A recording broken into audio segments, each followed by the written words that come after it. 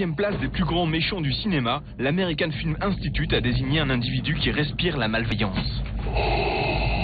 Ses plus bas instincts l'ont lentement fait glisser dans les ténèbres. Apology accepted, Captain Nida.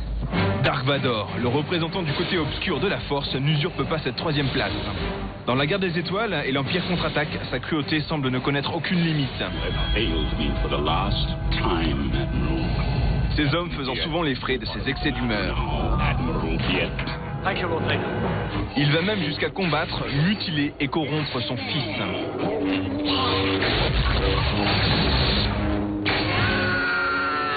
You can destroy the Emperor. He has foreseen this. It is your destiny. Join me, and together we can rule the galaxy as father and son. Aussi incroyable que ça puisse paraître, c'est en voyant le méchant Akaider de la série télé japonaise Kikaider que Lucas aurait eu l'idée du personnage de Vador. Un personnage qui a nécessité pas moins de 3 acteurs pour l'incarner dans la première trilogie.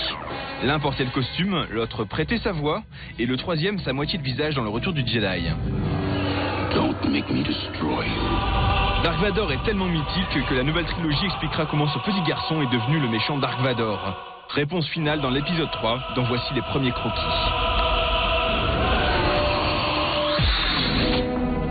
D'après l'American Film Institute, le deuxième plus grand méchant du cinéma aime cuisiner les gens qu'il rencontre. Hannibal Lecter était un psychiatre de renom avant de finir en prison pour cannibalisme. Son sens de l'observation et son esprit d'analyse font de lui un homme diablement intelligent. Vous utilisez une crème de jour à la camomille. Et vous portez parfois l'air du temps. Mais pas aujourd'hui. Capable pourtant des pires monstruosités. J'ai été interrogé par un employé du recensement. J'ai dégusté son foie avec des fèves au beurre et un excellent Chianti. Ce personnage de fiction a été inspiré par un véritable tueur en série appelé Albert Fish, qui dans les années 20 a violé, assassiné et dévoré plusieurs enfants. Hannibal Lecter était déjà apparu en 86 dans un film de Michael Mann intitulé Le Sixième Sens, mais il avait les traits de Brian Cox. C'est dans Le Silence des Agneaux en 91 que Lecter a définitivement traumatisé le public en étant incarné par un Anthony Hopkins au sommet de son art. Sa performance est tellement hallucinante qu'elle lui a permis de décrocher l'Oscar du meilleur rôle principal, alors qu'il n'apparaît finalement qu'une quinzaine de minutes dans le film. C'est un peu gros. 10 ans plus tard, Hopkins a remis le couvert dans Hannibal, puis dans Dragon Rouge, vraisemblablement plus pour des raisons financières qu'artistiques. Mais bon, faut bien manger.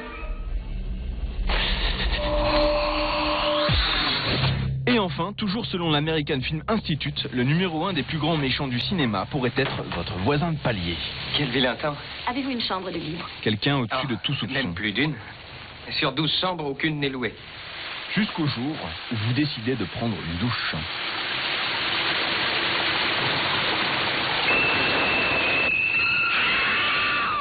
Et oui, il s'agit de Norman Bates, le tueur schizophrène de Psychose qui doit sa place de numéro 1 à son côté dérangé, mais dissimulé. Tout le long du film, le public pense que c'est la mère de Norman qui est responsable des meurtres. Jusqu'au dénouement, où l'on découvre que ne s'étant pas remis de la mort de cette mère possessive, Bates l'a empaillé et intégré dans sa propre personnalité.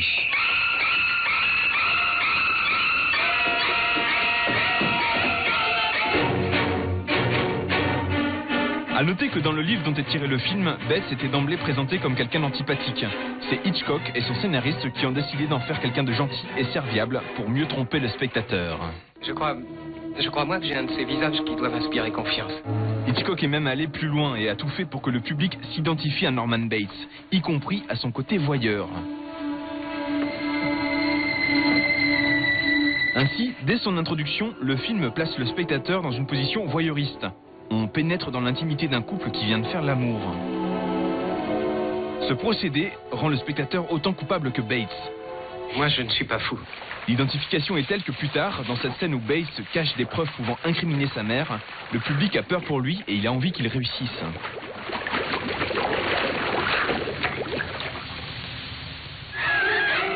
Ce qui fait qu'à la fin, quand éclate la vérité, le spectateur est 1000 fois plus traumatisé que si ça avait été un tueur lambda.